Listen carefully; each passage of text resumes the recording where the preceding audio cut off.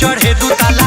दादा रे दादा अब का कही रे, लाशा खानी सट जाला थान के चढ़े दू ताला। माई रे माई भतरो तो बाटे विदेश, ई तो नया नया इल्म करे पेश।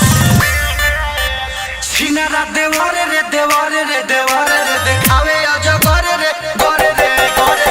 सिनारा देवरे रे देवरे रे देवरे रे देखावे अजगर रे गोरे रे देवरे रे।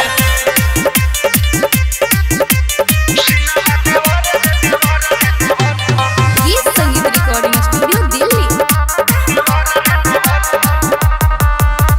कोहे का सकबा आधा हो हकबा, छकले रहता दुआरी रे। आहा नाचत त साड़ी खोल के केवाड़ी, करेला हमसे रंगदारी रे। हरदम सटल चाहे दूर ना हटल चाहे, हरदम सटल चाहे दूर ना हटल चाहे। रे रे दिलवा पर देई के चोट, धरावे लागे नंबरी के नोट। सिनारा देवरे रे देवरे रे देवरे रे देखावे अजगर रे गोरे रे गोरे। सिनारा देवरे रे देवरे रे देवरे रे देखावे अजगर रे गोरे रे देवरे रे। गीत संगीत recording studio Delhi. Music by Ajit Sinha.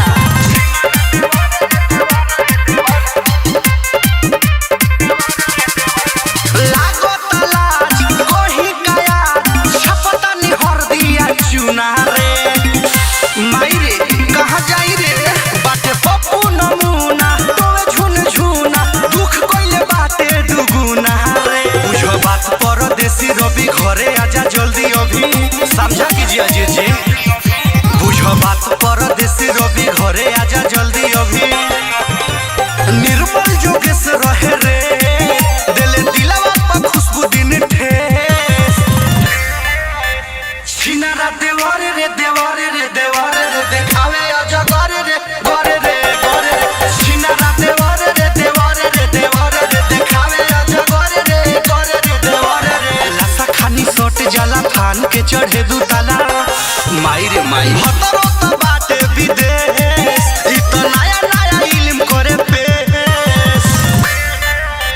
सिनारा देवरे रे देवरे